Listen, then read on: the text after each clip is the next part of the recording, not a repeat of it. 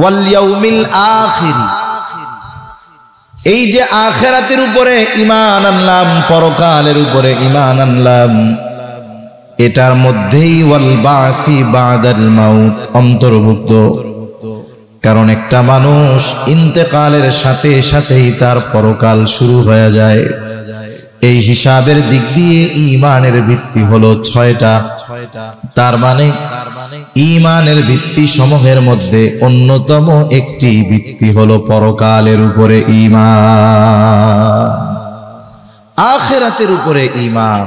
এজন্য আমরা বিশ্বাস করি এই দুনিয়া একটা সময় ধ্বংস হয়ে যাবে। এটা নশ্বর এক জগৎ, এটা ধ্বংস হয়ে যাবে, চিরন্তন নয়। আল্লাহ তাআলা চিরন্তন, কিন্তু এই জগৎ চিরন্তন নয়। এই পৃথিবী একদিন ধ্বংস হয়ে যাবে। একটা সময় আল্লাহ তাআলা কিয়ামত সংগঠিত করবে। এক হাদিসের মধ্যে আসছে, মানুষ কিয়ামতের কথা বলে, কিয়ামতের কথা বলে কিয়ামত কখন হবে। কিয়ামত মুহাদ্দিসিনে কেরাম 2 ভাগে ভাগ করেন, বলে ছোট কিয়ামত আর বড় কিয়ামত। কিন্তু মূলত কিয়ামত শুরু হয়ে যায় মৃত্যুর মাধ্যমে, আর ব্যক্তির মৃত্যুর মাধ্যমেই তার কিয়ামত পরকাল শুরু হয়ে যায়। তবে বড় কিয়ামত কখন শুরু হবে? মানুষের মৃত্যুর মাধ্যমে তার ছোট কিয়ামত শুরু হয়ে যায়। তবে বড় কিয়ামত কখন সংগঠিত হবে? এই সংগঠিত হওয়ার সময়টা দুনিয়ার কেউ জানে না, যিনি জানেন তিনি কে।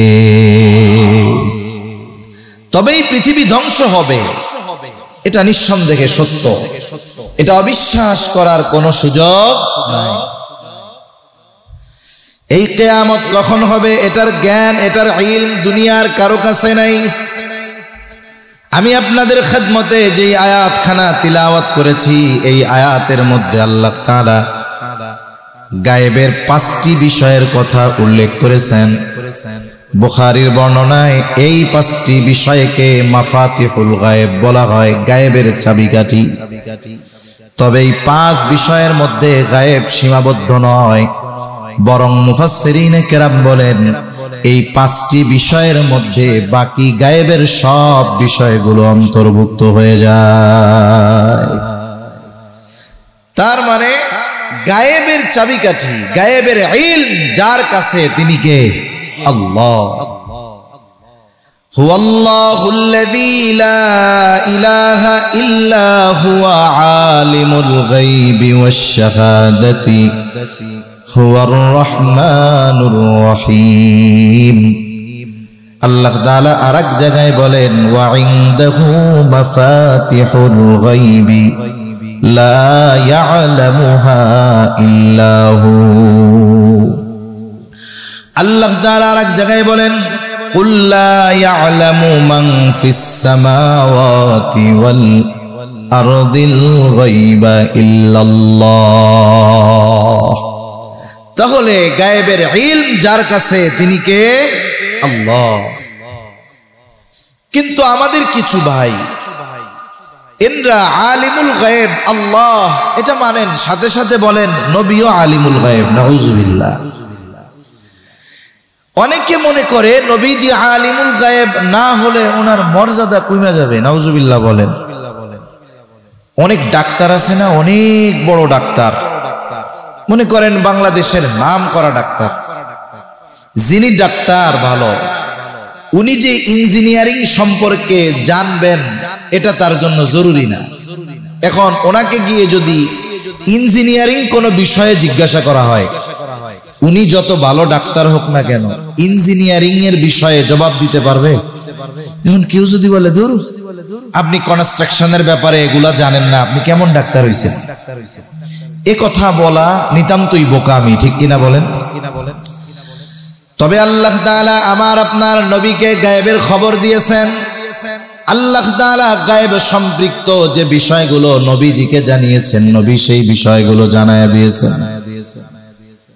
নবী গায়েব না জানার কারণে সম্মান কমে যায় নাই, ইজ্জত কমে যায় নাই, বরং কিছু কিছু সময় আছে আল্লাহ তাআলা যাকে যেই যোগ্যতা দেয় নাই তাকে ওই যোগ্যতায় অভিহিত করা এটা বরং তাকে অপমান করার নামান্তর। এজন্য আমার আপনার নবীজির শান আল্লাহ তাআলা অনেক ঊর্ধ্বে উঠায়া দিয়েছেন। স্বাভাবিকভাবে নবীজি যদি গায়েব জানতেন তাইলে ওনার জীবন সম্পৃক্ত সংগঠিত অনেক বিষয় সহজ হয়ে যেত।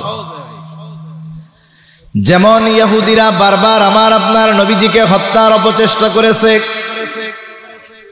একবার একটি মহিলা আমার আপনার নবীজিকে দাওয়াত দিয়েছে তার বাড়িতে, আহলে কিতাব। নবীজি এই জন্য গেছে দাওয়াত খাইতে। মহিলা ছাগলের গোশতের মধ্যে বিষ মিশায়া খাবার পরিবেশন করেছে। নবীজি ওই গোশতের টুকরা গালের মধ্যেও দিয়া দিয়েছেন। ইতিমধ্যে ওহির মাধ্যমে জানায় দেওয়া হলো, পয়গম্বর এই খাবার আপনারা গ্রহণ করবেন না, এটার মধ্যে বিষ মিশায়া দেওয়া আছে। নবীজি ওই খানা খান নাই, কিন্তু খাবারের কিছু অংশ গালে গেছে। ওই সময়টাতে বিষক্রিয়া ঘটে নাই। হাদিসের মধ্যে আসছে নবীজি সাল্লাল্লাহু আলাইহি ওয়াসাল্লাম দুনিয়া থেকে যাবার আগে রাসূল সাল্লাল্লাহু আলাইহি ওয়াসাল্লামের কষ্ট হচ্ছিল। তখন তিনি আয়েশা সিদ্দিকা রাদিয়াল্লাহু তাআলা আনহাকে বলেছেন, আয়েশা, ওই যে আমাকে খাবারের সাথে বিষ মিশিয়ে খাওয়ানো হয়েছিল, ওই বিষের প্রভাব আমার মধ্যে ছড়িয়ে পড়েছে, কেমন যেন আমার শিরা উপশিরা ছিঁড়ে যাচ্ছে। নবীজি সাল্লাল্লাহু আলাইহি ওয়াসাল্লাম যদি গায়েব জানতেন, গায়েবের ইলম যদি ওনার কাছে থাকতো, তাইলে নিজেও ওই খাবার গ্রহণ করতেন না, কাউকে খাবার গ্রহণ করতেও দিতেন না। নবীজি সাল্লাল্লাহু আলাইহি ওয়াসাল্লামকে জাদু করেছে লাবিদ ইবনে আসাম। জাদুর প্রভাব নবীজির উপরে পড়ছে। ওই সময় নবীজি ভুলে যাইতেন, মনে হইতো যে এই কাজটা করছে, আবার মনে হইতো যে করেননি। এই প্রভাব কেন, এই বিষয়টা এমন হলো কেন? নবীজি সাল্লাল্লাহু আলাইহি ওয়াসাল্লাম যদি আলিমুল গায়েব হইতেন তাহলে তিনি বিষয়টা জানা যাইতেন, কিন্তু তিনি জানেন নাই। ওনাকে যে জাদু করা হয়েছে ফেরেশতার মাধ্যমে আমার আপনার নবীজিকে জানায় দিয়েছেন কে? যখন নবীজি জানতে পারছে, ওই পরিত্যক্ত কুয়ার মধ্যে গিয়া রাসূল সাল্লাল্লাহু আলাইহি ওয়াসাল্লামের চুল নিয়ে একটা ভাঙা চিরুনির মধ্যে 11টা গিট দিয়া জাদু করছে। ওই পরিত্যক্ত কূপে যখন ওইটা খোঁজা হলো, পাওয়া গেল নিচে। এরপরে সূরা ফালাক, সূরা নাস আল্লাহ নাজিল করলেন। নবীজি এক এক আয়াত করে পড়েন, আর এক একটা গিট্টু খুলে যায়। সর্বশেষ গিট্টু খুলে গেল, আর নবীজির উপর থেকে জাদুর সব প্রভাব চলে গেল। সুবহানাল্লাহ। তা মূল কথা হলো, নবীজি আলিমুল গায়েব নন, এই কারণে নবীজির সম্মান কি কমে গেছে নাকি? সম্মান কমে নাই। তাহলে বলতেছিলাম যে মাফাতিহুল গায়েব, গায়েবের চাবি একমাত্র আল্লাহ তাআলার হাতে। তিনি জানেন কখন কিয়ামত হবে। ইন্নাল্লাহা ইনদাহু ইলমুস সাআহ, কিয়ামত হবে এটা সুনিশ্চিত, তবে কখন সংগঠিত হবে এটা আমাদের কারো জানা নাই, এটা কোনো নবী রাসূলের জানা নাই। এটার জ্ঞান একমাত্র আল্লাহ তাআলার কাছে আছে যে কিয়ামত কখন সংগঠিত হবে। তবে কিয়ামত সংগঠিত হওয়ার আগে এই সংগঠিত হওয়ার কিছু আলামত পাওয়া যাবে। আল্লাহ রাব্বুল আলামিনের দরবারে অগণিত শুকর যে মহান মালিক আমাদের হায়াতে বরকত দিয়ে সুস্থ রেখে হাজারো মানুষের মধ্য থেকে যাচাই বাছাই করে হাদিসের ভাষায় এ জান্নাতের বাগানে আসার বসার, কিছু দিনই কথা বলবার এবং শ্রবণ করবার তৌফিক যে মহান মনিব দান করেছেন, সে মহান মনিবকে খুশি করার জন্য মহব্বতের সাথে জবান খুলে অন্তর থেকে আমরা একবার কালিমাতুশ শুকর পাঠ করি, আলহামদুলিল্লাহ।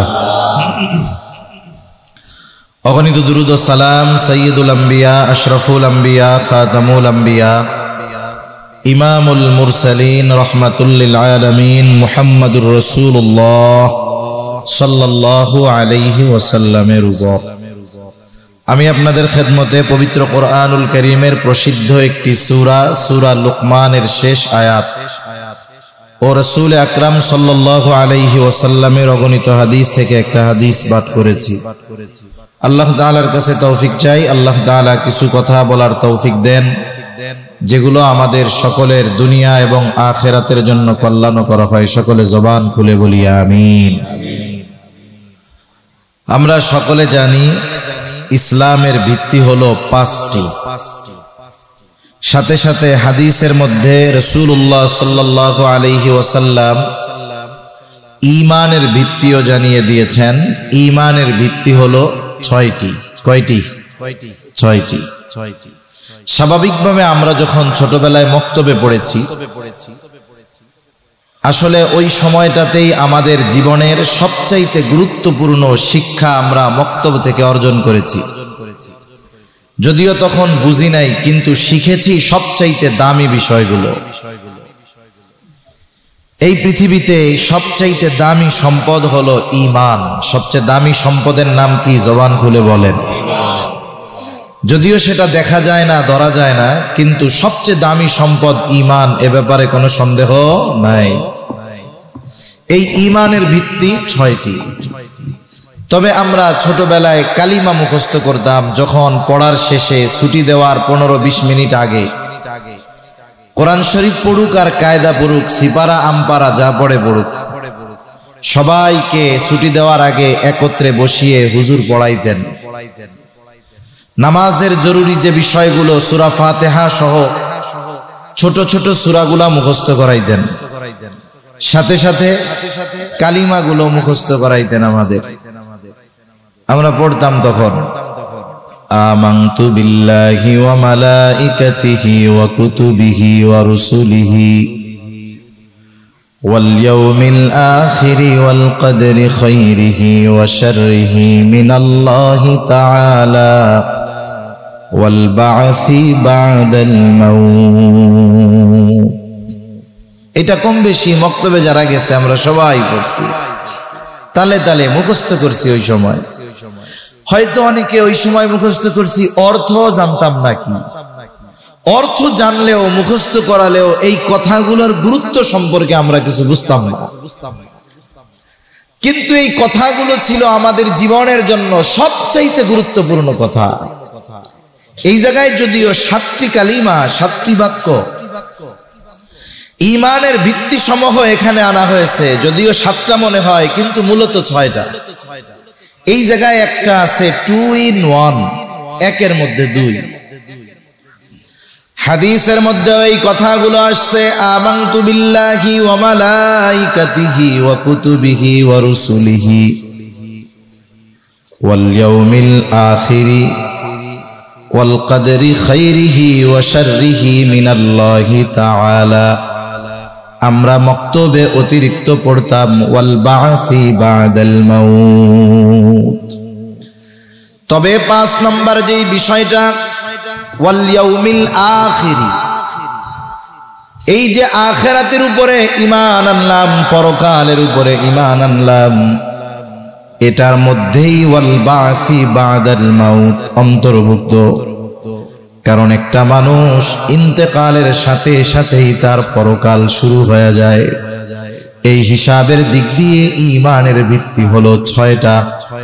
তার মানে ঈমানের ভিত্তি সমূহের মধ্যে অন্যতম একটি ভিত্তি হলো পরকালের উপরে ঈমান, আখিরাতের উপরে ঈমান।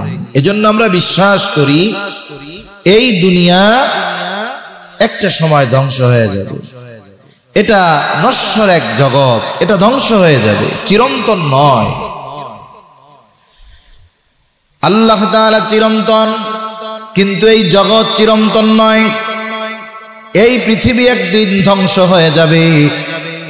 একটা সময় আল্লাহ তাআলা কিয়ামত সংগঠিত করবে। এক হাদিসের মধ্যে আসছে মানুষ কিয়ামতের কথা বলে, কিয়ামতের কথা বলে কিয়ামত কখন হবে। কিয়ামত মুহাদ্দিসিনে কেরাম 2 ভাগে ভাগ করেন, বলে ছোট কিয়ামত আর বড় কিয়ামত। কিন্তু মূলত কিয়ামত শুরু হয়ে যায় মৃত্যুর মাধ্যমে। আর ব্যক্তির মৃত্যুর মাধ্যমেই তার কিয়ামত পরকাল শুরু হয়ে যায়। তবে বড় কিয়ামত কখন শুরু হবে? মানুষের মৃত্যুর মাধ্যমে তার ছোট কিয়ামত শুরু হয়ে যায়। তবে বড় কিয়ামত কখন সংগঠিত হবে? এই সংগঠিত হওয়ার সময়টা দুনিয়ার কেউ জানে না, যিনি জানেন তিনি কে। তবেই পৃথিবী ধ্বংস হবে, এটা নিঃসন্দেহে সত্য। এটা অবিশ্বাস করার কোনো সুযোগ নাই। এই কিয়ামত কখন হবে এটার জ্ঞান, এটার ইলম দুনিয়ার কারো কাছে নাই। আমি আপনাদের খেদমতে যেই আয়াতখানা তিলাওয়াত করেছি, এই আয়াতের মধ্যে আল্লাহ তাআলা গায়েবের 5টি বিষয়ের কথা উল্লেখ করেছেন। বুখারীর বর্ণনায় এই 5টি বিষয়কে মাফাতিহুল গায়েব বলা হয়, গায়েবের চাবিকাঠি। তবে এই 5 বিষয়ের মধ্যে গায়েব সীমাবদ্ধ নয়, বরং মুফাসসিরিনে কেরাম বলেন এই 5টি বিষয়ের মধ্যে বাকি গায়েবের সব বিষয়গুলো অন্তর্ভুক্ত হয়ে যায়। তার মানে গায়েবের চাবিকাঠি, গায়েবের ইলম যার কাছে তিনি কে? আল্লাহ। হুয়াল্লাহুল্লাযী লা ইলাহা ইল্লা হুয়া আলিমুল গায়বি ওয়াশ শাহাদাতি হুয়ার রহমানুর রহিম। আল্লাহ তাআলা আরেক জায়গায় বলেন ওয়া ইনদাহু মাফাতিহুল গায়বি লা ইয়ালামুহা ইল্লা হু। আল্লাহ তাআলা আরেক জায়গায় বলেন কুল লা ইয়ালামু মান ফিস সামাওয়াতি ওয়াল আরদিল গায়বা ইল্লাল্লাহ। তাহলে গায়েবের ইলম যার কাছে তিনি কে? আল্লাহ। কিন্তু আমাদের কিছু ভাই এনরা আলিমুল গায়েব আল্লাহ এটা মানেন, সাথে সাথে বলেন নবীও আলিমুল গায়েব। নাউজুবিল্লাহ। অনেকে মনে করে নবীজি আলিমুল গায়েব না হলে ওনার মর্যাদা কমে যাবে। নাউজুবিল্লাহ বলেন।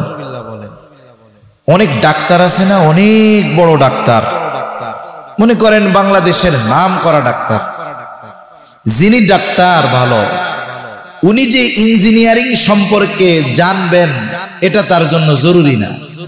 এখন ওনাকে গিয়ে যদি ইঞ্জিনিয়ারিং কোনো বিষয়ে জিজ্ঞাসা করা হয়, উনি যত ভালো ডাক্তার হোক না কেন ইঞ্জিনিয়ারিং এর বিষয়ে জবাব দিতে পারবে? এখন কেউ যদি বলে ধুর আপনি কনস্ট্রাকশনের ব্যাপারে এগুলা জানেন না, আপনি কেমন ডাক্তার হইছেন, এ কথা বলা নিতান্তই বোকামি, ঠিক কিনা বলেন? তবে আল্লাহ তাআলা আমার আপনার নবীকে গায়েবের খবর দিয়েছেন। আল্লাহ তাআলা গায়েবে সম্পৃক্ত যে বিষয়গুলো নবীজিকে জানিয়েছেন, নবী সেই বিষয়গুলো জানায়া দিয়েছেন। নবী গায়েব না জানার কারণে সম্মান কমে যায় নাই, ইজ্জত কমে যায় নাই, বরং কিছু কিছু সময় আছে আল্লাহ তাআলা যাকে যেই যোগ্যতা দেয় নাই তাকে ওই যোগ্যতায় অভিহিত করা, এটা বরং তাকে অপমান করার নামান্তর। এজন্য আমার আপনার নবীজির শান আল্লাহ তাআলা অনেক ঊর্ধ্বে উঠায়া দিয়েছেন। স্বাভাবিকভাবে নবীজি যদি গায়েব জানতেন তাইলে ওনার জীবন সম্পৃক্ত সংগঠিত অনেক বিষয় সহজ হয়ে যেত। যেমন ইহুদিরা বারবার আমার আপনার নবীজিকে হত্যার অপচেষ্টা করেছে। একবার একটি মহিলা আমার আপনার নবীজিকে দাওয়াত দিয়েছে তার বাড়িতে, আহলে কিতাব, নবীজি এই জন্য গেছে দাওয়াত খাইতে। মহিলা ছাগলের গোশতের মধ্যে বিষ মিশায়া খাবার পরিবেশন করেছে। নবীজি ওই গোশতের টুকরা গালের মধ্যেও দিয়া দিয়েছেন। ইতিমধ্যে ওহির মাধ্যমে জানায় দেওয়া হলো পয়গম্বর এই খাবার আপনারা গ্রহণ করবেন না, এটার মধ্যে বিষ মিশায়া দেওয়া আছে। নবীজি ওই খানা খান নাই, কিন্তু খাবারের কিছু অংশ গালে গেছে। ওই সময়টাতে বিষক্রিয়া ঘটে নাই। হাদিসের মধ্যে আসছে নবীজি সাল্লাল্লাহু আলাইহি ওয়াসাল্লাম দুনিয়া থেকে যাবার আগে রাসূল সাল্লাল্লাহু আলাইহি ওয়াসাল্লামের কষ্ট হচ্ছিল। তখন তিনি আয়েশা সিদ্দিকা রাদিয়াল্লাহু তাআলা আনহাকে বলেছেন, আয়েশা, ওই যে আমাকে খাবারের সাথে বিষ মিশিয়ে খাওয়ানো হয়েছিল, ওই বিষের প্রভাব আমার মধ্যে ছড়িয়ে পড়েছে, কেমন যেন আমার শিরা উপশিরা ছিঁড়ে যাচ্ছে। নবীজি সাল্লাল্লাহু আলাইহি ওয়াসাল্লাম যদি গায়েব জানতেন, গায়েবের ইলম যদি ওনার কাছে থাকতো, তাইলে নিজেও ওই খাবার গ্রহণ করতেন না, কাউকে খাবার গ্রহণ করতেও দিতেন না। নবীজি সাল্লাল্লাহু আলাইহি ওয়াসাল্লামকে জাদু করেছে লাবিদ ইবনে আসাম। জাদুর প্রভাব নবীজির উপরে পড়ছে। ওই সময় নবীজি ভুলে যাইতেন, মনে হইতো যে এই কাজটা করছে, আবার মনে হইতো যে করেননি। এই প্রভাব কেন, এই বিষয়টা এমন হলো কেন? নবীজি সাল্লাল্লাহু আলাইহি ওয়াসাল্লাম যদি আলিমুল গায়েব হইতেন, তাহলে তিনি বিষয়টা জানা যাইতেন, কিন্তু তিনি জানেন নাই। ওনাকে যে জাদু করা হয়েছে ফেরেশতার মাধ্যমে, আমার আপনার নবীজিকে জানায় দিয়েছেন কে? যখন নবীজি জানতে পারছে, ওই পরিত্যক্ত কুয়ার মধ্যে গিয়া রাসূল সাল্লাল্লাহু আলাইহি ওয়াসাল্লামের চুল নিয়ে একটা ভাঙা চিরুনির মধ্যে 11টা গিট দিয়া জাদু করছে। ওই পরিত্যক্ত কূপে যখন ওইটা খোঁজা হলো, পাওয়া গেল নিচে। এরপরে সূরা ফালাক, সূরা নাস আল্লাহ নাজিল করলেন, নবীজি এক এক আয়াত করে পড়েন, আর এক একটা গিট্টু খুলে যায়। সর্বশেষ গিট্টু খুলে গেল, আর নবীজির উপর থেকে জাদুর সব প্রভাব চলে গেল। সুবহানাল্লাহ। তা মূল কথা হলো, নবীজি আলিমুল গায়েব নন, এই কারণে নবীজির সম্মান কি কমে গেছে নাকি? সম্মান কমে নাই। তাহলে বলতেছিলাম যে মাফাতিহুল গায়েব, গায়েবের চাবি একমাত্র আল্লাহ তাআলার হাতে। তিনি জানেন কখন কিয়ামত হবে। ইন্নাল্লাহা ইনদাহু ইলমুস সাআহ, কিয়ামত হবে এটা সুনিশ্চিত, তবে কখন সংগঠিত হবে এটা আমাদের কারো জানা নাই, এটা কোন নবী রাসূলের জানা নাই। এটার জ্ঞান একমাত্র আল্লাহ তাআলার কাছে আছে যে কিয়ামত কখন সংগঠিত হবে। তবে কিয়ামত সংগঠিত হওয়ার আগে এই সংগঠিত হওয়ার কিছু আলামত পাওয়া যাবে। প্রসিদ্ধ একটা হাদিস আছে, হাদিসে জিবরিল। রাসূল আকরাম সাল্লাল্লাহু আলাইহি ওয়াসাল্লামের কাছে জিবরাইল আলাইহিস সালাম মানবাকৃতিতে এসেছেন সাহাবায়ে কেরামকে দ্বীনের মৌলিক বিষয়গুলো শিক্ষা দেওয়ার জন্য। লম্বা হাদিস। জিবরাইল আলাইহিস সালাম এক একটা প্রশ্ন করেছে, নবীজি জবাব দিয়েছে। এর মধ্যে একটা প্রশ্ন ছিল, আখবিরনি আনিস সাআহ, আপনি আমাকে খবর দেন, আমাকে জানান কিয়ামত কখন হবে। নবীজি সাল্লাল্লাহু আলাইহি ওয়াসাল্লাম এই প্রশ্নের জবাবে বলেছিলেন, এই প্রশ্নের জবাব প্রশ্নকারীর চাইতে আমি ভালো জানি না। তার মানে কিয়ামত কখন হবে জিবরাইল আলাইহিস সালামও জানেন না, নবীও জানেন না। তবে এর কিছু আলামত আছে। জিবরাইল আলাইহিস সালাম জিজ্ঞাসা করলেন, তাহলে কিছু আলামত বলেন, নিদর্শন বলেন। নবীজি তখন নিদর্শনগুলোর মধ্যে একটি নিদর্শন বলেছে যে নগ্ন পদ বিশিষ্ট রাখালগুলো উঁচু উঁচু অট্টালিকা নির্মাণের প্রতিযোগিতা করবে, দাসী তার মনিবকে জন্ম দিবে। এই পরিস্থিতি যখন পরিলক্ষিত হবে, বোঝা যাবে কিয়ামত আর বেশি দূরে নয়। দাসী তার মনিবরে জন্ম দিবে মানে মুহাদ্দিসিনে কেরাম বলেন যে এটা বাস্তবেও এরকম হতে পারে, আবার এমনটাও হতে পারে যে সন্তান মায়ের সাথে দাসীর মতো আচরণ করবে। সম্প্রতি সময়ে এইরকম ঘটনা কম না, অনেক দেখা যায়। সন্তান যেই মা গর্ভে ধারণ করছে, কত কষ্ট করে দুধ পান করাইছে, নিজের শখ আহ্লাদ সব বাদ দিয়ে সন্তানকে বড় বানাইছে।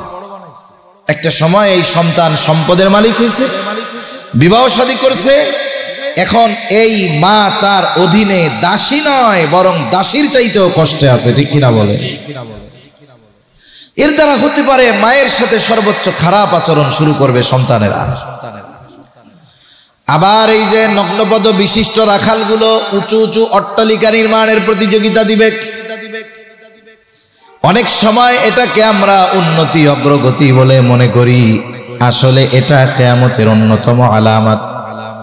আপনাদের সমাজে আমাদের সমাজে কম বেশি অনেক এরকম আছে, কোনো উপার্জন নাই, কিচ্ছু নাই, শিক্ষাগত যোগ্যতা নাই, ঠিকমতো নিজের নামটাও লিখতে পারে না, কিন্তু অল্প কিছুকাল আগেও পায়ে দেওয়ার জুতা ছিল না, এখন দেখা যায় ঢাকা চট্টগ্রামে 2-4টা বাড়ি হয়ে গেছে। এইগুলো হওয়া, এটা বুঝতে হবে কিয়ামত নিকটবর্তী হয়ে গেছে। এগুলো কিছু আলামত। সাথে সাথে আমি আপনাদের খেদমতে যে হাদিসখানা পাঠ করছি, বুখারীর একটা হাদিস, রাসূলুল্লাহ সাল্লাল্লাহু আলাইহি ওয়াসাল্লাম এই হাদিসের মধ্যে বলেন, আবু হুরায়রা রাদিয়াল্লাহু তাআলা আনহু থেকে বর্ণিত, লা তাকুমুস সাআহ হাত্তা ইউকবাদাল ইলম। 6টা বিষয়ের কথা নবীজি সাল্লাল্লাহু আলাইহি ওয়াসাল্লাম এখানে উল্লেখ করেছেন। নবীজি জানায় দেন, এই 6টি বিষয় সংগঠিত হওয়ার আগে কিয়ামত সংগঠিত হবে না। তার মানে কিয়ামতের আগে এই বিষয়গুলো হবে। 1 নাম্বার, নবীজি সাল্লাল্লাহু আলাইহি ওয়াসাল্লাম বলেন, লা তাকুমুস সাআতু হাত্তা ইউকবাদাল ইলম, বলে কিয়ামতের আগে ইলম উঠায়া নিয়ে যাওয়া হবে, ইলম উঠিয়ে নিয়ে যাওয়া হবে। এখন কি এমন হবে নাকি যে ঘুমায় আসি রাতের বেলা, সকালে উঠে দেখবো কোরআন শরীফ একটাও নাই? ঘুমায় আসি, সকালে উঠলাম, ওইটা দেখলাম হাদিসের কিতাব একটাও নাই। অথবা পাতাগুলো কালো কালি দিয়ে লেখা ছিল, এখন সাদা হয়ে গেছে, এরকম কিছু বলে না। আর এক হাদিসের মধ্যে নবীজি সাল্লাল্লাহু আলাইহি ওয়াসাল্লাম বলেন, আল্লাহ তাআলা তার বান্দাদের অন্তর থেকে ইলম উঠায়া নেন না। তবে ইলম কিভাবে আল্লাহ উঠায় নেয়? ওয়ালাকিন ইয়াকবিদুল ইলমা বিকবদিল উলামা, বরং আল্লাহ তাআলা আলেমদেরকে উঠায়া নিয়ে যাওয়ার মাধ্যমে ইলম উঠায়া নিয়ে যায়। এজন্য বলা হয় মাউতুল আলেম কামাউতিল আলাম। একজন আলেমের মৃত্যু মানে জগতের মৃত্যু, পৃথিবীর মৃত্যু।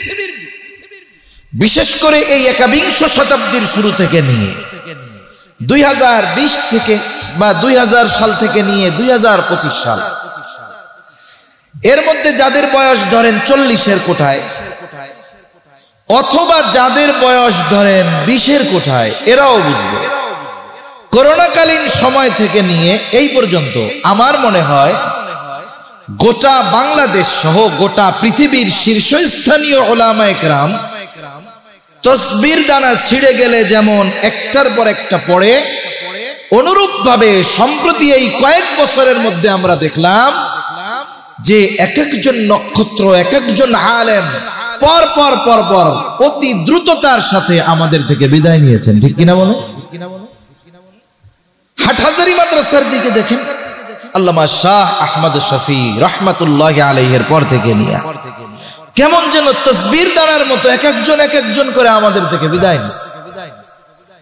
আল্লামা আহমদ শফি রহমাতুল্লাহি আলাইহি চলে গেছে, জুনাইদ বাবুনগরী রহমাতুল্লাহি আলাইহি চলে গেছে,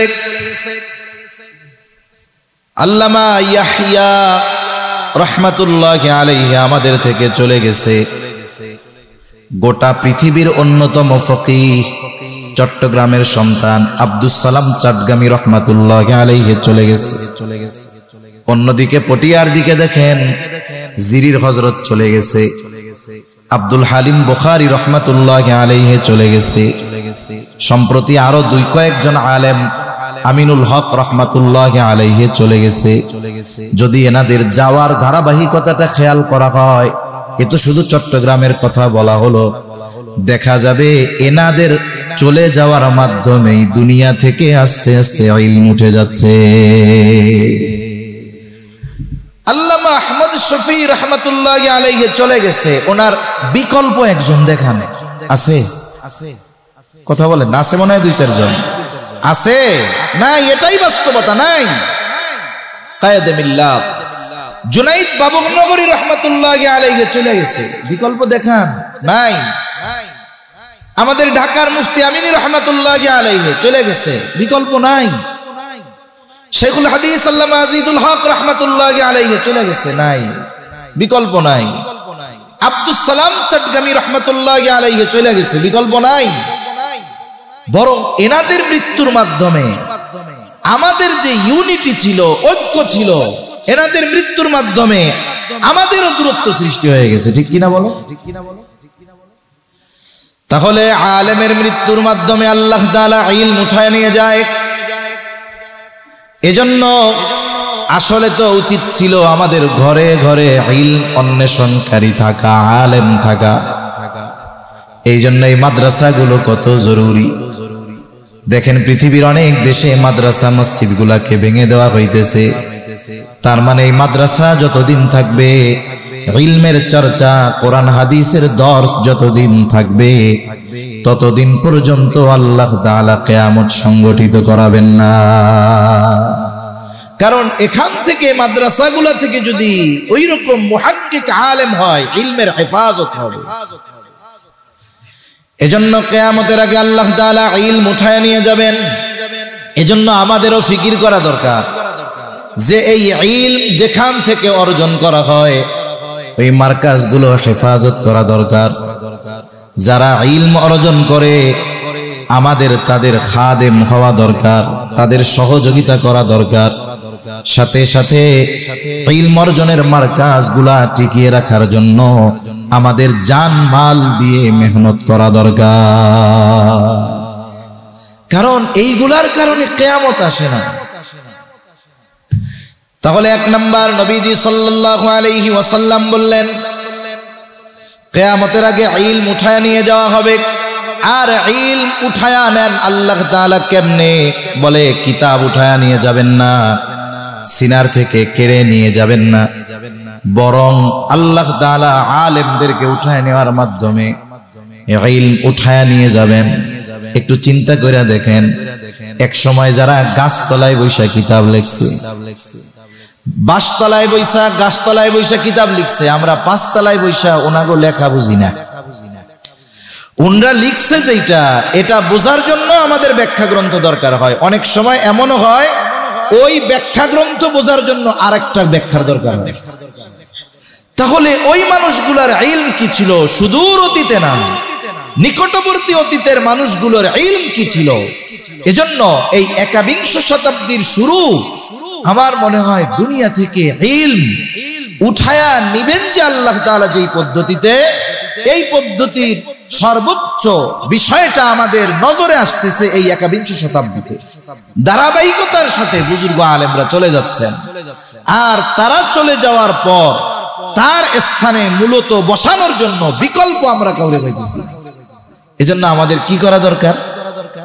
একে তো মুহাক্কিক আলেম তৈরি করার জন্য ফিকির করা দরকার। দ্বিতীয়, যারা এখনো দুনিয়ায় আছে এদের যথাযথ কদর করা দরকার। এদের সুদীর্ঘ হায়াত কামনা করে আল্লাহর কাছে দোয়া করা দরকার। এখন যারা আছেন মুরব্বী, এজন্য আমাদের দোয়ার মধ্যে আমরা তাদের জন্য দোয়া করব যে আল্লাহ এই সমস্ত বুজুর্গ মুহাক্কিক আলেমদেরকে আপনি দীর্ঘ হায়াত দান করেন।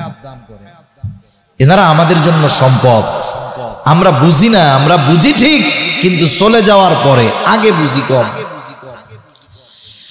এরপরে নবীজি সাল্লাল্লাহু আলাইহি ওয়াসাল্লাম বলেন ওয়া তাকসুরাজ জালাজিল, জালজালা বেড়ে যাবে, ভূমিকম্প বেড়ে যাবে। সম্প্রতি সময়ে ভূতত্ত্ববিদ যারা, তারা বারবার ভূমিকম্পর সংবাদ আমাদের দেয়। এই যে কয়েকদিন আগে মায়ানমার থাইল্যান্ড সীমান্তে ভূমিকম্প হলো, সুবিশাল স্থাপনাগুলো কিভাবে কাঁপতেছিল। কয়েক বছর আগে তুরস্কে ভূমিকম্প হলো, একেবারে তছনছ হয়ে গেল। এই যে জালজালা কিয়ামতের আগে বেড়ে যাবে, কিয়ামতের আগে ভূমিকম্প বেড়ে যাবে, এটা ভূতত্ত্ববিদরা বিভিন্ন কারণ উল্লেখ করে। তবে এই ভূমিকম্প হওয়ার অন্যতম যেই কারণগুলো, এর মধ্যে অন্যতম একটি কারণ হলো সমাজে পাপ বেড়ে যাওয়া, গুনাহ বেড়ে যাওয়া, পাপ বেড়ে যাওয়া। সম্প্রতি সময়ে পাপ বাড়ার হার এত বেশি, উচিত তো ছিল এই সমস্ত ভূমিকম্প এগুলো থেকে যেন উম্মত রেহাই পায়, এজন্য পাপ কমানোর ব্যবস্থা করা, ঠিক কিনা বলেন? কিন্তু আফসোস, এক দল তো দলবদ্ধভাবে নেমেছে পাপকে রাষ্ট্রীয়ভাবে বৈধতা দিয়ে সমাজে প্রতিষ্ঠিত করার জন্য, ঠিক কিনা বলেন? এজন্যই তো উলামায়ে কেরাম চুপ থাকতে পারে না। এই যে হেফাজতে ইসলাম বাংলাদেশের আহ্বানে মে মাসের 3 তারিখ ঐতিহাসিক সরওয়ার্দী উদ্যানে যেই মহাসমাবেশের আহ্বান করা হয়েছে, কেন? আমরা সাধারণ মানুষ ওই ইসলাম বিদ্বেষীদের চক্রান্তের গভীরতা আমরা উপলব্ধি করতে পারি। অনেক আলেমরা আমরাও এটার খোঁজ খবর রাখতে পারি না, কিন্তু যেই সমস্ত উলামায়ে কেরাম দূরদৃষ্টি সম্পন্ন, ওনারা এইটা দূরদৃষ্টির কারণে বুঝতে পারে এই জায়গায় কোনো কিছু ঘাপলা আছে। এর আগে যতগুলো গভর্নমেন্ট গেছে, আগের যত গভর্নমেন্ট গেছে, এক এক গভর্নমেন্টের সময় ইসলাম বিদ্বেষী একটা দুইটা আইন বাস্তবায়ন করার প্রচেষ্টা করছে। যেমন বিএনপির সময় একটা করছে, মনে করে আওয়ামী লীগের সময় এক দুইটা করছে, কিন্তু এই গভর্নমেন্টকে সামনে রেখে নারী সংস্কার কমিশন আগে যতগুলা ইসলাম বিদ্বেষী আইন বাস্তবায়নের চেষ্টা করছিল ওইগুলা সহ আরো নতুন কিছু চাইতেছে। তারা কি চাচ্ছে? সম্পদে ইসলামিক যেই আইন, মুসলিম পারিবারিক আইন, মুসলিম যেই ওয়ারিসি আইন, কোরআন সুন্নাহর আলোকে যেগুলো পরিপূর্ণভাবে সমাধানকৃত, এইগুলাকে বাদ দিয়ে তারা চাইতেছে সম্পদের মধ্যে নারী পুরুষের সমান অধিকার। সাথে সাথে কি চাচ্ছে? আবার ইসলামকে কটাক্ষ করতেছে কেমনে? বলে রাষ্ট্র যেহেতু একটি ইহক জগতিক বিষয় আর ধর্ম যেহেতু পরলৌকিক বিষয়, বলে ইহ জগতিক কোন বিষয় পরলৌকিক বিষয় দিয়ে পরিচালিত হতে পারে না। নাউজুবিল্লাহ। তার মানে এক কথায় ইসলামকে তারা ইনিয়ে বিনিয়ে অস্বীকার করতেছে। এ কথার গভীরতা কত, এটা যদি আমরা বুঝতে পারতাম, একজন সরলমনা মুসলমান নামাজ কালাম যে নাও পড়ে, কমপক্ষে লা ইলাহা ইল্লাল্লাহ মুহাম্মাদুর রাসূলুল্লাহ বিশ্বাস করে, এতটুকুর উপরে তার বিশ্বাস, ও ঘরে বসে থাকতো না, ও প্রতিবাদী হয়ে ময়দানে নেমে যাইতো, ঠিক কিনা বলো? সাথে সাথে আরো কিছু জঘন্য বিষয় আছে। রাষ্ট্রের কাজ কি? রাষ্ট্রের কাজগুলার মধ্যে অন্যতম একটি কাজ হলো যেই সমস্ত মানুষগুলা মৌলিক অধিকার থেকে বঞ্চিত, খাদ্য, বস্ত্র, চিকিৎসা, বাসস্থান, এগুলোর ব্যবস্থা যাদের নাই, বৈধভাবে তাদের এই ব্যবস্থাগুলো করা, ঠিক কিনা? এজন্য হযরত ওমর রাদিয়াল্লাহু তাআলা আনহু বলতেন, সুদূর ফুরাতের তীরে একটা কুকুরও যদি খাবারের অভাবে মারা যায়, এটার জন্য আমাকে কিয়ামতে আল্লাহর কাছে জবাবদিহিতার কাঠগড়ায় দাঁড়ানো লাগতে পারে। এখন যদি রাষ্ট্রে কোনো মানুষ অভাবের কারণে, দরিদ্রতার কারণে সে যদি অন্যায়ের পথে চলে যায়, বলেন তো এই দায় ভার থেকে রাষ্ট্রীয় দায়িত্বশীল যারা তারা এড়াতে পারে নাকি? পারে না। আমাদের সমাজে অভাবের কারণে অনেক মানুষ পাপাচারে জড়িয়ে যায়। আমার আপনার পাশে আমরা অনেক, আবার এক হাদিসের মধ্যে আসছে কাদাল ফাকিরু আইয়াকুনা কুফরা, দরিদ্রতা মানুষকে কুফরি পর্যন্ত পৌঁছায় দেয়। রাষ্ট্রের দায়িত্ব ছিল যেই মানুষগুলো কাজের অভাবে, খাবারের অভাবে অন্যায়ের পথে পা বাড়াইতেছে, ওই মানুষগুলোর জন্য কর্মসংস্থান করা, তাদের জীবন উপকরণের ব্যবস্থা করা, অন্যায় পথ থেকে তাদের ফিরায় আনার ব্যবস্থা করা, এটা রাষ্ট্রের দায়িত্ব ছিল।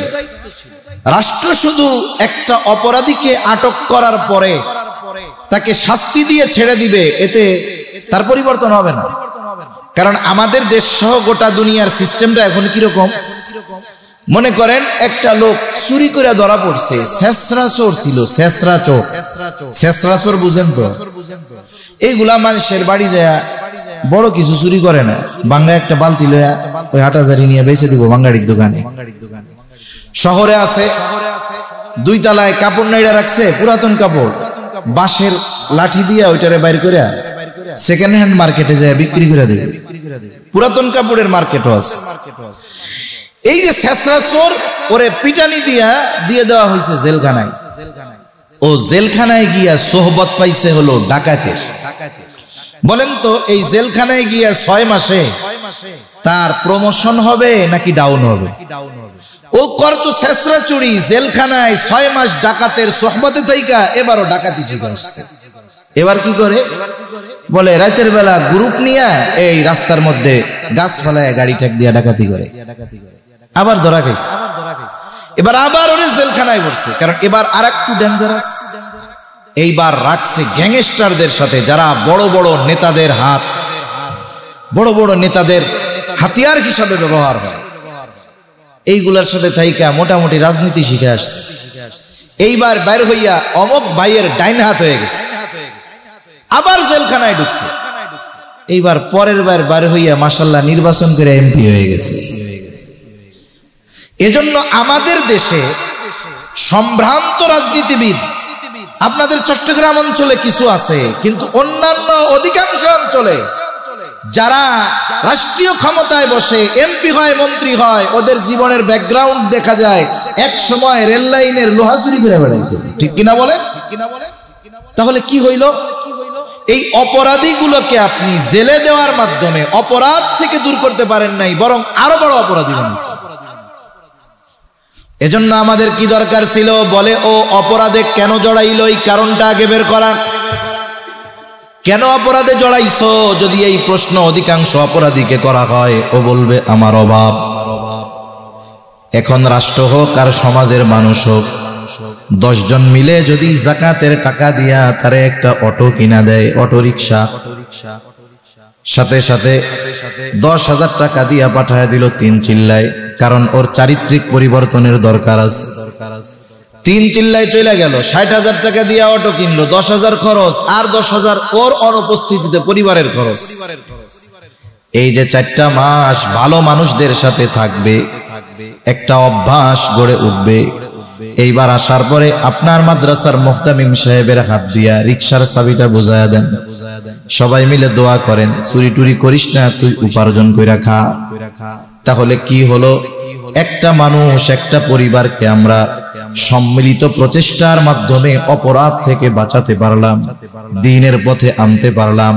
রাষ্ট্রেরও এই দায়িত্বটা ছিল, যখন কেউ পাপের পথে পা বাড়াবে, অন্যায়ের পথে পা বাড়াবে, কেন সে পাপের পথে গেল, এই পাপের পথে কেন গেল কারণটা বের করে, আর যেন তার পাপের পথে না জানানো লাগে, এই ব্যবস্থা করার দায়িত্ব ছিল রাষ্ট্রের। উল্টা কি করতেছে? বলে যারা পতিতাবৃত্তিকে নিজেদের জীবন উপকরণ উপার্জনের মাধ্যম বানায় নিছে, এই মহিলাগুলাকে শ্রমিকের মর্যাদা দিতে হবে, এই দাবি নারী কমিশন করতেছে। একে তো কাজটা ঘৃণিত, অবৈধ এক কাজ, সামাজিকভাবে সকল ধর্মীয় দৃষ্টিকোণ থেকে, মানবিক দৃষ্টিকোণ থেকে, শরীয়তের দিক থেকে এই রকম একটা অন্যায়কে বৈধতা দেওয়ার সর্বোচ্চ প্রচেষ্টা তারা করতেছে। তারা বলতে চাচ্ছে এই কাজের সাথে যারা লিপ্ত, এটা তাদের শ্রম, এজন্য শ্রমিকের মর্যাদা দিতে হবে, তাদেরকে বৈধতা দিতে হবে। অথচ দরকার কি ছিল? এই কর্মের সাথে লাখো নারী জড়িত নাই। একটু খোঁজ খবর নিয়ে নারীদের জন্য নিরাপদ কর্মসংস্থানের ব্যবস্থা করে, কাউকে হস্তশিল্প শিক্ষা দিয়ে, কাউকে যে যে বিষয়টা পারে এটা শিক্ষা দিয়ে একটা উপার্জনের রাস্তা যদি ধরিয়ে দেওয়া হয়, এই পথে কোন নারী স্বেচ্ছায় সদিচ্ছায় পা বাড়াবে না, এটা নিঃসন্দেহে বলা যায়। ঠিক কিনা বল? কিন্তু কি করতেছে? এই অবৈধ কাজগুলাকে বৈধতা দেওয়ার অপচেষ্টা চলছে, তাও আবার শরীয়তকে ডিনাই করে, ইসলামকে তুচ্ছ করে।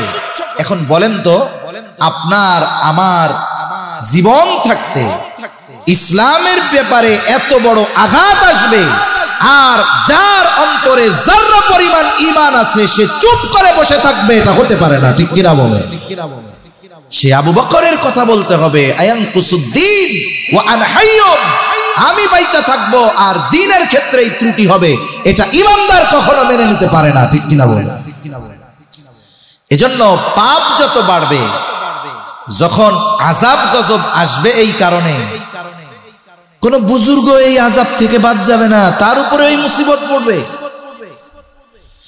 এজন্য সমাজে ওরা চেষ্টা করে পাপ অন্যায়কে বৈধতা দিয়ে পাপাচার বাড়ানোর, আর আমাদের মিশন হলো এই পাপ থেকে মানুষকে ফেরাতে হবে। ভৌগোলিক যত কারণ থাকুক না কেন, এই জালজালা কিয়ামতের আগে বেশি হবে, আর এই জালজালা ভূমিকম্প হওয়ার অন্যতম কারণ হলো পাপ। কারণ যখন জমিনের উপরে কেউ আল্লাহর নাফরমানি করে, পাপাচারে লিপ্ত হয়, জমিন তখন আল্লাহ তাআলার কাছে বলে, আল্লাহ আপনি আদেশ দেন আমি একে গ্রাস করে নেই। জমিন সহ্য করতে পারে না আল্লাহর নাফরমানি। এজন্য মাঝে মধ্যে কম্পন দিয়ে আমাদেরকে আল্লাহ সতর্ক করে আসবে। মূলত আমরা তো শ্রেষ্ঠ নবীর শ্রেষ্ঠ উম্মত, আমাদের শ্রেষ্ঠত্বের কারণও কিন্তু ভালো কাজের আদেশ ও সৎ কাজের নিষেধ, এই কারণে আমাদের শ্রেষ্ঠ। কুনতুম খায়রা উম্মাতিন উখরিজাত লিন্নাস, কুনতুম খায়রা উম্মাহ উখরিজাত লিন্নাস, তোমরা হইলা শ্রেষ্ঠ উম্মত, তোমাদেরকে মানুষের কল্যাণের জন্য বের করা হয়েছে। কিসের মধ্যে কল্যাণ? তা'মুরুনা বিল মা'রুফ ওয়া তানহাউনা আনিল মুনকার, ভালো কাজের আদেশ, অসৎ কাজের নিষেধ। আর এই অসৎ কাজের নিষেধের সাথে কিন্তু আমাদের ঈমানের সম্পৃক্ততা রয়েছে। এজন্য নবীজি সাল্লাল্লাহু আলাইহি ওয়াসাল্লাম বলেন, মান রাআ মিনকুম মুনকারান ফালইয়ুগাইয়িরহু বিয়াদিহি ফাইল্লাম ইয়াস্তাতি' ফাবিলিসানিহি ফাইল্লাম ইয়াস্তাতি' ফাবিকলবিহি ওয়া যালিকা আযআফুল ঈমান। এই যে অন্যায়গুলো আমরা দেখতেছি, আমাদের কি করণীয়? অসৎ কাজের বাধা প্রদান করা, এটা ঈমানের সাথে সম্পৃক্ত বিষয়।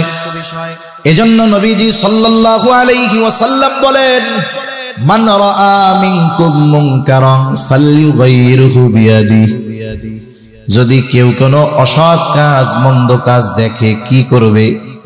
আল্লাহ যদি তারে ক্ষমতা দেয়, ওই কাজটাকে সে পরিবর্তন করে দিবে, শুধু থামায়া দিলে হবে না। ফালইয়ুগাইয়িরহু বিয়াদিহি, আল্লাহ তারে ক্ষমতা দিয়েছে নিজ হাতে ওই পাপটাকে দমন করে পাপের জায়গায় বিকল্প ভালো কাজ সে প্রতিষ্ঠা করবে, পরিবর্তন করে দিবে। তাইলে মন্দর বিকল্প যেটা, সেটা হলো ভালো। তার মানে আপার ক্লাসের ইমানদার যারা, যাদের এই ক্ষমতা আছে মন্দ কাজ বন্ধ করে ভালো কাজ প্রতিষ্ঠা করা, তাদের মন্দ কাজ দেখলে মুখ দিয়ে বাধা দিলে হবে না, বরং তাদেরকে ওই মন্দ কাজ থেকে মানুষকে নিবৃত করে, মন্দ কাজ বন্ধ করে ওই জায়গায় ভালো কাজকে প্রতিষ্ঠা করতে হবে। এখন আপনি আমি হাত দিয়া বাধা দিব, কাজ থামাই দিব, ভালো কাজ প্রতিষ্ঠা করব, এটা আমার আপনার জন্য সম্ভব নয়। এই ক্ষমতা আল্লাহ আমারে আপনারে দেয় নাই। অথবা এই অন্যায়কারীরা এত ক্ষমতাধর, তাদের মুখ দিয়া বললেই জীবন যাইব গা, আর থামানো তো বহুদূর। তাহলে এবার কি দায়িত্ব? বলে ফাইল্লাম ইয়াস্তাতি' ফাবিলিসানি, হাত দিয়ে যদি ওই কাজ পরিবর্তনে অক্ষম হয়, সামর্থ্য না থাকে, বলে জবান দিয়ে ওই কাজের বিরোধিতা করতে হবে। একজনের আছে ধমক দিয়া কাজটা বন্ধ করায় দেওয়া, সে ধমক দিয়ে কাজটা বন্ধ করাবে।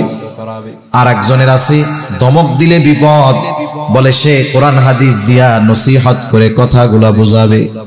কারণ সবার গরম কথা, সবার আদেশ দেওয়ার মতো যোগ্যতা থাকে না। যার জবান দিয়ে যেই পদ্ধতিতে বাধা দেওয়ার ক্ষমতা আছে, সে জবান দিয়ে সেই পদ্ধতি থেকে, সেই পদ্ধতিতে মানুষগুলাকে মন্দ কাজ থেকে নিবৃত রাখার চেষ্টা করবে। মনে করেন সমাজের একজন সমাজপতি অন্যায় করতেছে, তার বাবা বা তার সিনিয়র যারা বড় যারা তারা তারা ধমক দিতে পারবে, এই কাজটা তুমি কইরো না। কিন্তু আপনার মসজিদের ইমাম সাহেব উনি তো আর পারবে না। উনি যদি সমাজপতিরে ধমক দেয় ওনার জান নিয়ে টানাটানি বাঁধবে। উনি কি পারবে? উনি হয়তো ওনার জায়গা থেকে কমপক্ষে জুমার দিন ওই ক্ষতিকারক বিষয়গুলো নিয়ে কোরআন সুন্নাহর আলোকে উনি এই কাজটার বিরোধিতা করবে। তাহলে আল্লাহ জবান দিয়ে ওই মন্দ কাজ প্রতিহত করার যোগ্যতা যাকে যেভাবে দিয়েছে সে সেই পদ্ধতিতে করবে।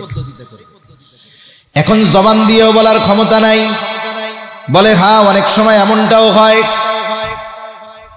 মাঝে মধ্যে আমরা দেখি গভর্নমেন্ট বলে মাদকের বিরুদ্ধে জিরো টলারেন্স, মাদকের বিরুদ্ধে জিরো টলারেন্স।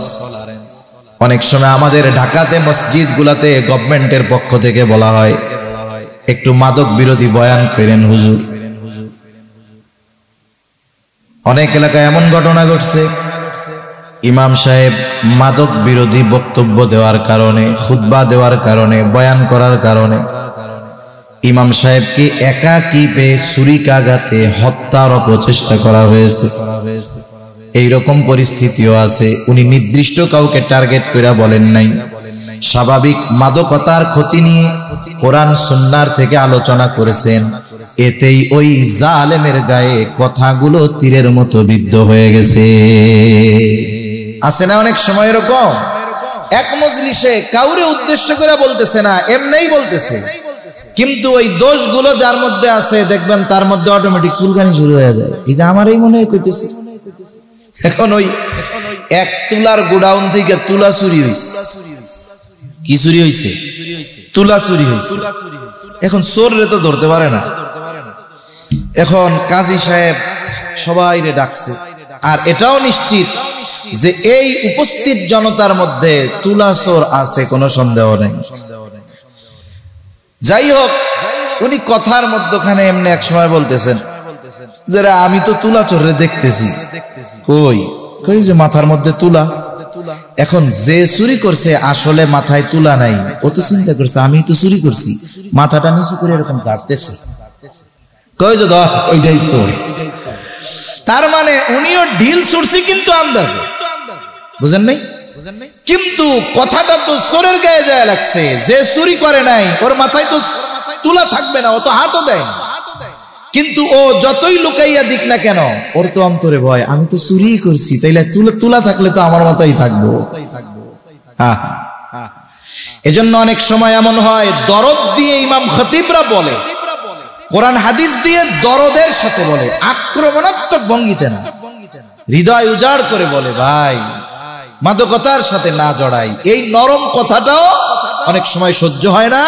এদেশের অনেক আলেম, অনেক খতিবকে ওই জালেমদের অস্ত্রের আঘাতে রক্তাক্ত হতে হয়, ঠিক কিনা? এখন এই মুখ দিয়ে বলার মতো অবস্থা নাই। সর্বশেষ কি করব? ফাইল্লাম ইস্তাতিয়া ফাবিলিসানি ফাইল্লাম ইস্তাতিয়া ফাবিকলবি। এখন জবান দিয়ে বাধা প্রদানেও সে অক্ষম, বলে সে হৃদয় দিয়ে এটার বিরোধিতা করবে। এই জন্য অনেক সময় অনেক সমাজে এমন আছে গোটা সমাজের মানুষ পাপাচারে লিপ্ত, কিন্তু একজন নেককার মানুষ তাদের মধ্যে আছে, সে তাদেরকে বাধাও দিতে পারে না, মুখ দিয়েও বলতে পারে না, কিন্তু সে অন্তরে অন্তরে এই কাজটার বিরোধিতা করে। এখন এইখানে যত অন্যায় সংগঠিত হোক না কেন, সে তাদের ওই কর্মের বিরোধিতা করার কারণে সে যে তাদের দলে নাই এ ব্যাপারে কোনো সন্দেহ নাই। এই কারণে তার দায়বদ্ধতা নাই, সে তাদের দলভুক্ত হবে না, কারণ সে তো অক্ষম। মনে করেন এলাকায় একটা গুনার কাজ হবে, যে কোনো এক বিষয়কে কেন্দ্র করে নাচ গানের আয়োজন করবে। এখন এই সব অপরাধমূলক গুনার কাজ সংগঠিত করার জন্য একজন নেতৃত্ব স্থানীয় লোকের দরকার হয়। এটা ধর্মীয় নেতৃবৃন্দ না, এটা রাজনৈতিক নেতৃবৃন্দদের বেশি প্রয়োজন। ওই এলাকার নেতা যে, এখন নেতার তো অনুমতি লাগবে, নাইলে তো ওনাদের আর পাওয়ার হবে না, এ কাজ করা সম্ভব হবে না। নেতা আছে কোথায়? বলে হজের সফরে গেছে গা। কোথায় গেছে? কথা বলে না। কোথায় গেছে? হজে গেছে। এখন আছে কোথায়? বাইতুল্লাহ তাওয়াফ কইরা বসছে, 2 রাকাত নফল পড়া জমজম পান করবে, বৈশা দোয়া করতেছে, এর মধ্যে ফোন গেছে। এখন তো অনেকে বাইতুল্লাহ যায়, এরা যে হজ উমরা করতে যায় না ছবি তুলতে যায় আল্লাহই ভালো জানে। একটা জিনিস সবচেয়ে খারাপ লাগে, তাওয়াফ করার সময় তো আছে, সব সময় আছে এগুলা। এরপরে যখন রাসূল সাল্লাল্লাহু আলাইহি ওয়াসাল্লামকে সালাম জানানোর জন্য যাবে, একটু চিন্তা করেন, নবীজি সাল্লাল্লাহু আলাইহি ওয়াসাল্লাম রওজা মুবারকে জীবিত, হায়াতুন নবী, এ ব্যাপারে তো আহলে সুন্নাত ওয়াল জামাত আমরা একমত, ঠিক না? তার মানে ওইখানে গিয়ে যখন সালাম দেওয়া হয় আমরা সরাসরি নবীজিকে সালাম দেই, হে আল্লাহর রাসূল আপনার উপরে শান্তি বর্ষিত হোক। আচ্ছা বলেন তো, আপনি একজন সম্মানিত ব্যক্তি, আপনারে যদি কেউ মোবাইল টিপা টিপা ছবি তুলতে তুলতে কয় আসসালামু আলাইকুম কেমন আছেন, আপনার দিক তাকাইলো না, ছবি তুললো, আপনার দিক ঠিক মতো কথাও বললো না, সালাম দিল আসসালামু আলাইকুম হুজুর ভাই কেমন আছেন, বলেন তো এইরকম যদি কেউ সালাম দেয় আপনারে, এই সালাম দেওয়ার মাধ্যমে আপনি নিজের সম্মানিত মনে করবেন নাকি ওই ব্যক্তি আপনাকে অপমান করতেছে এমনটা মনে হবে? যেখানে স্বয়ং সালামের জবাব মুহাম্মদুর রাসূলুল্লাহ সাল্লাল্লাহু আলাইহি ওয়াসাল্লাম সরাসরি দেন, ওই জায়গায় যে মানুষ কেমনে মোবাইল নিয়ে এরকম দেয় আর কয়, ওইদিকে তাকায়ও না, কয় আসসালাতু আসসালামু আলাইকা ইয়া রাসূলুল্লাহ, আসসালাতু আসসালামু আলাইকা ইয়া হাবিবাল্লাহ, ক্যামেরার দিক তাকায় আছে, ভিডিও করতেছে, রওজা মোবারক এরকম নিয়ে সেলফি মারতেছে। আমার মন চায় তখন হাতগুলো যদি কাইটা দেওয়া যেত সবচেয়ে ভালো হইতো। তা যাই হোক, নেতা কোথায় আছে? বলে বাইতুল্লাহর সামনে আছে, ইহরামের কাপড় পরা। কর্মীরা ফোন দিছে, ভাই আপনি তো দেশে নাই, আমরা তো পোলাপান মিলা একটা অনুষ্ঠান করতে চাইছিলাম, এরকম সাংস্কৃতিক অনুষ্ঠান। এদের সাংস্কৃতিক অনুষ্ঠান মানে অশ্লীলতায় ভরপুর। এই তো এই করবো নাচ গান হবে, একটু মেলা হবে। এখন আপনি না কইলে তো আমরা করতে পারি না। কয় আমি নাই তাতে কি হয়েছে, তোরা করে ফেলা। এখন ওরা নাচ গান সব ওনার অনুপস্থিতিতে করছে, কিন্তু বলেন তো উনি বাইতুল্লাহ থাক আর যেখানেই থাক, ওনার সমর্থন আছে না নাই? উনি কেমন যেন এই পাপের কাজে অংশগ্রহণ না করেও ইনি এই পাপের কাজের সাথে শামিল। কেন? ওই মন্দ কাজে ওনার সমর্থন থাকার কারণে উনি যেখানেই থাকুক। অনুরূপ ভাবে একজন ব্যক্তি এমন পরিবেশে বসবাস করে চতুর্দিকে অন্যায়, বাধা দেওয়ার ক্ষমতা নাই, না হাত দিয়ে না জবান দিয়ে, কিন্তু এই কর্মগুলার সাথে তার সমর্থন, সে হয়তো একাকী আল্লাহর কাছে বলে, আল্লাহ আমি অক্ষম, আমি তো এদের থামাইতে পারি না, কিন্তু এদের কাজগুলোর পক্ষে আমি নাই। বলে ওর কানে গানের আওয়াজ আসতেছে, এরপরেও কেমন যেন সে ওইখানে অনুপস্থিত ব্যক্তির ন্যায়। কেন? কারণ সে তো এই কাজের সমর্থন দেয় নাই। এক কথা থেকে অনেক দূর চলে গেলাম। রাসূল সাল্লাল্লাহু আলাইহি ওয়াসাল্লাম বলতেছে, যদি জবান দিয়ে বাধা দেওয়ার ক্ষমতা না থাকে, অন্তর দিয়ে এটার বিরোধিতা করতে হবে। ওয়াযালিকা আযআফুল ঈমান, আর এটা হলো দুর্বল ঈমানের পরিচয়। তার মানে অন্যায় দেখার পরেও যদি আমার অন্তরের মধ্যে কোনো প্রভাব বিস্তার না ঘটে, আমার ঈমান আছে না নাই আল্লাহ জানে। এখন এটা হলো ঈমানের মাপকাঠি, মাপার একটা থার্মোমিটার। বায়ু মাপার, বাতাসের চাপ মাপার যেমন ব্যারোমিটার আছে, ঈমান মাপার একটা মিটার এই হাদিসটারে বলা যায়। যে আমি অন্যায় দেখার পরে আমার হাত দিয়ে বাধা দেওয়ার ক্ষমতা আছে, ওইটারে থামায়া দেওয়ার, পরিবর্তন করার ক্ষমতা আছে, আমি দিলাম না, আমার ঈমানে সমস্যা আছে। আমার এই কাজকে থামিয়ে পরিবর্তনের ক্ষমতা নাই, কিন্তু জবান দিয়ে বিরোধিতা করার ক্ষমতা আছে, আমি করি নাই, আমার ঈমানে সমস্যা আছে। জবান দিয়ে বাধা দেওয়ার ক্ষমতা নাই, কোনোভাবে বলারই আমার ক্ষমতা নাই। আমি যদি এটাকে দিল থেকে এর বিরোধিতা না করি, তাহলে আমার আপনার ঈমানের অবস্থা কোথায় একটু চিন্তা করেন। এজন্য অনেক সময় ঈমানি বিষয়ের দাবিতেও আমরা নিজেদের মতানৈক্যকে প্রাধান্য দিই। আমার এক ভাই যদি ঈমানের জন্য ডাকে, ওইখানে যদি কোনো ছল চাতুরির সম্ভাবনা না থাকে, বদ উদ্দেশ্য না থাকে, আমি যদি সুনিশ্চিত হই যে এই মানুষগুলো আমাকে একনিষ্ঠভাবে দ্বীনের জন্য ডাকছে, তাহলে দল না দেখে, ব্যক্তি না দেখে, ওই দাবির পক্ষে নিজের আওয়াজকে বুলন্দ করা, নিজের এবিলিটি, নিজের সামর্থ্য অনুযায়ী তাদের সহযোগিতা করা, এটা ঈমানি দায়িত্ব। ঠিক কিনা বলেন? এজন্য মনে রাখতে হবে, ঈমানি বিষয় নিয়ে আমরা কখনো এমনটা করব না যে কারা ডাকলো, কারা, এসব কোনো কিছুর মধ্যে আমরা যাব না। কারণ এই পাপাচারের কারণে যদি আযাব গজব আসে, এটার থেকে আমরাও বাঁচতে পারবো। তবে আল্লাহ তাআলা আমাদেরকে সমূলে শেষ করে দেন না আখেরি নবীর উম্মত হওয়ার কারণে। আল্লাহ তাআলা জল স্থলে যে বিপর্যয় দেন, এটা আমাদেরকে সমূলে ধ্বংস করে দেওয়ার জন্য দেন না। আল্লাহ তাআলাও বলেন, যাহারাল ফাসাদু ফিল বাররি ওয়াল বাহরি বিমা কাসাবাত আইদিন নাস লিয়ুযীকাহুম বা'দাল্লাযী আমিলু লাআল্লাহুম ইয়ারজিউন। জল স্থলে যে বিপর্যয়, এটা মানুষের হাতের কামাই।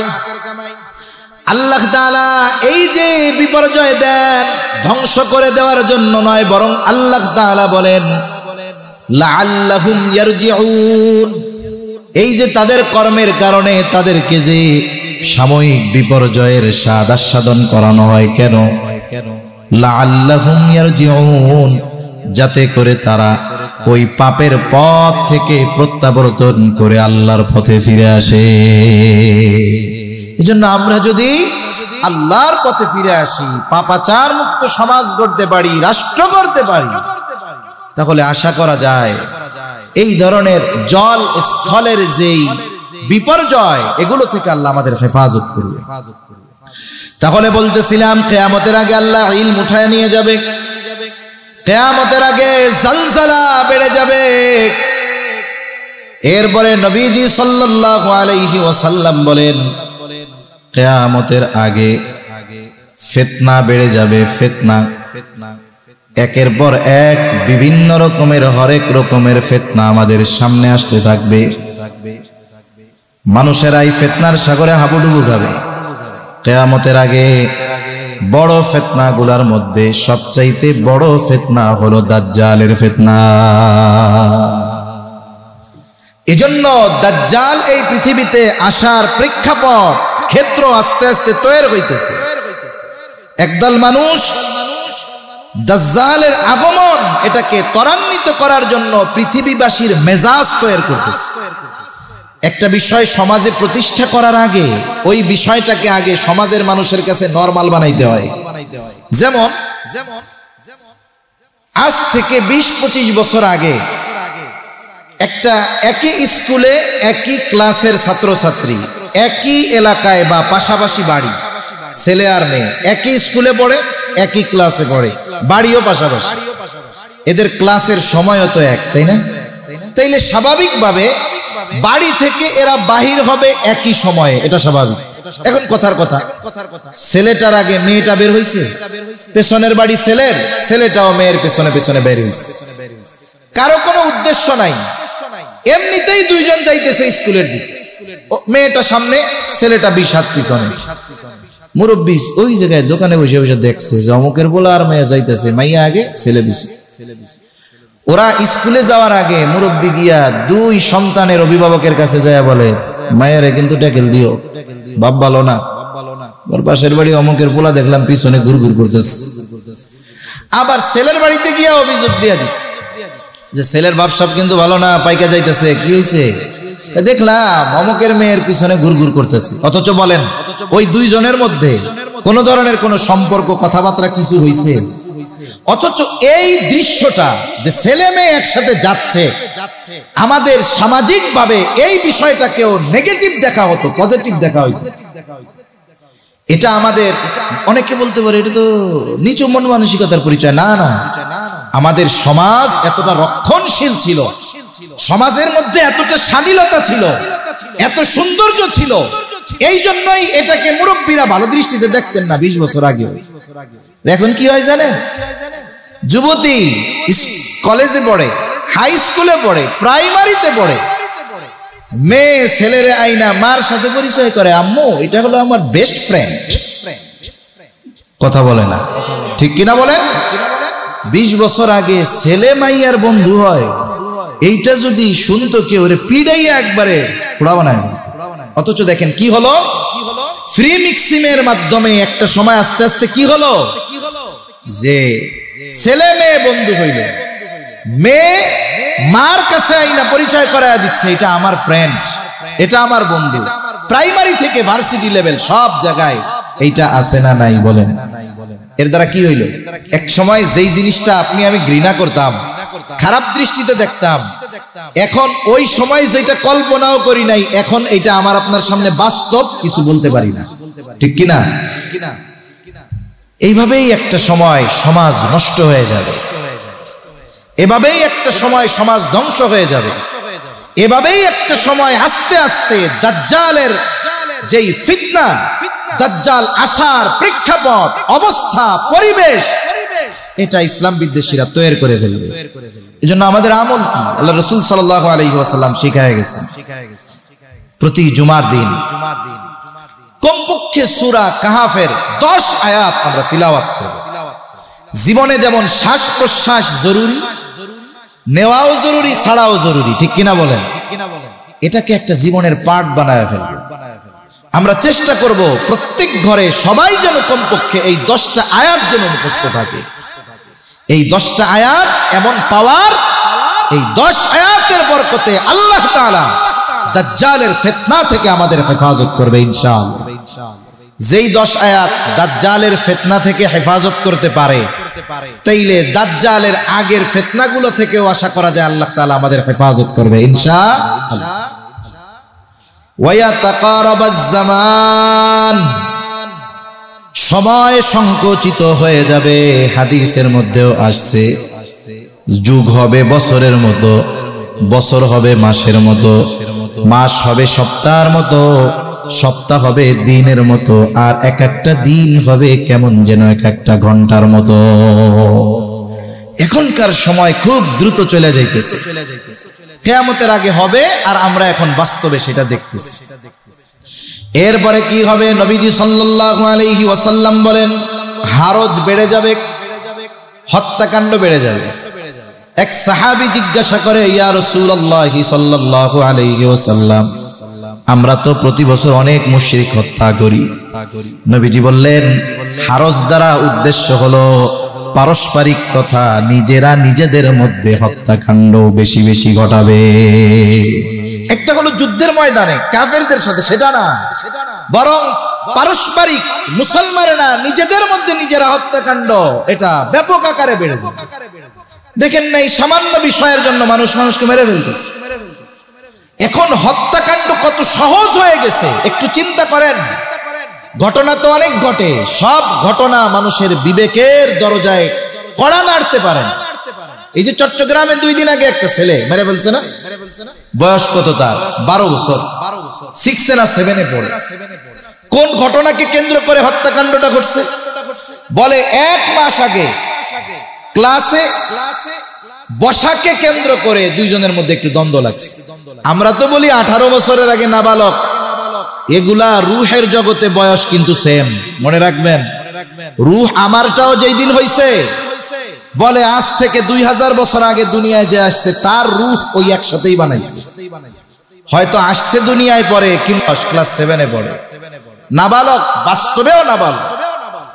এই বিষয়টা মীমাংসা হয়ে গেছে, কিন্তু ওই যে ক্ষোভ, এটা অন্তর থেকে যায় নাই। 12 বছরের একটা বাচ্চা সেই ক্ষোভ লালন করছে, বন্ধুদেরকে নিয়ে প্ল্যান সাজাইছে, ওর উপরে প্রতিশোধ নিতে হবে। ঘটনা কি? টেবিলে হয়তো 8 পিস বসছে, পাশাপাশি আগে পরে, এটা নিয়ে দ্বন্দ্ব স্বাভাবিক হয়েই থাকে। অথচ এই বিষয়টাকে কেন্দ্র করে কত সুপরিকল্পিত ভাবে ভালো অভিনয় করে খেলার নাম নিয়ে নদীর পাশে নিয়ে সুবায়া বন্ধুরা মিলে মেরে ফেলছে।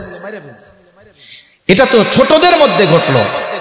আর স্বাভাবিকভাবে আমাদের সমাজে বাবা সন্তানকে, সন্তান বাবাকে মেরে ফেলতেছে। কয়েকদিন আগে দেখলাম, খারাপ লাগে, সেজদা দিতে দিতে কপালে দাগ হয়ে গেছে, দাগ। বৃদ্ধ বাবারে লাথি মারতে মারতে বৃদ্ধ বাবার রক্ত তার জামার মধ্যে, ওর মধ্যে কোনো অনুশোচনা নেই। এই যে স্বাভাবিক তুচ্ছ কারণে হত্যাকাণ্ড, মানুষ একটা অন্যায় থেকে বাঁচতে গিয়ে আরো 5টা অন্যায় করতেছে। একজন ধরা খাইছে কেরানীগঞ্জ, একজনকে মারছে, সাথে তার বাচ্চা জেনে ফেলছে, তারেও মারছে। বলে প্রতিবেশী দেখা ফেলছে, তারেও মেরে ফেলছে। এই যে সামান্য কারণে হত্যাকাণ্ড এত ব্যাপক আকারে ঘটতেছে, এটা আসলে কিয়ামত নিকটবর্তী হওয়ার অন্যতম আলামত, ঠিক কিনা বলেন? এরপরে নবীজি সাল্লাল্লাহু আলাইহি ওয়াসাল্লাম 6 নম্বরে বলেন, কিয়ামতের আগে মানুষের সম্পদ এত বেড়ে যাবে যে সম্পদ উপচায়া পড়বে। এখন মানুষের সম্পদ অনেক। একটা সময় মানুষ খাবারের অভাবে ছিল, এখন মানুষ খাবারের অভাবে খুব কম মানুষ। আবার কিছু মানুষের সম্পদ এত বেশি যে সে সম্পদ ব্যয় করার জায়গা পায় না। যদিও সম্পদ আছে, দিনই কাজে ব্যয় করবে না। এই উপচে পড়া সম্পদ দিয়ে সে বিলাসিতা করে। এগুলো কিয়ামতের আগে হবে। তা সম্মানিত উপস্থিতি, কিয়ামত কখন হবে এর সুনির্দিষ্ট ইলম যার কাছে, তিনি কে? আল্লাহ। তবে আল্লাহর রাসূল সাল্লাল্লাহু আলাইহি ওয়াসাল্লাম কিয়ামত নিকটবর্তী হওয়ার যে আলামতগুলো জানিয়ে দিয়েছেন, সেইগুলো থেকে আমরা বুঝতে পারি যে এই পৃথিবী মনে হয় আর বেশি দিন যাবে না। একটা সময় আল্লাহ তাআলা কর্তৃক যে সুনির্ধারিত ফয়সালা কিয়ামত, এটা সংগঠিত হবে। এজন্য আল্লাহ তাআলাও বলেন, ইন্নাল্লাহা ইনদাহু ইলমুস সাআ।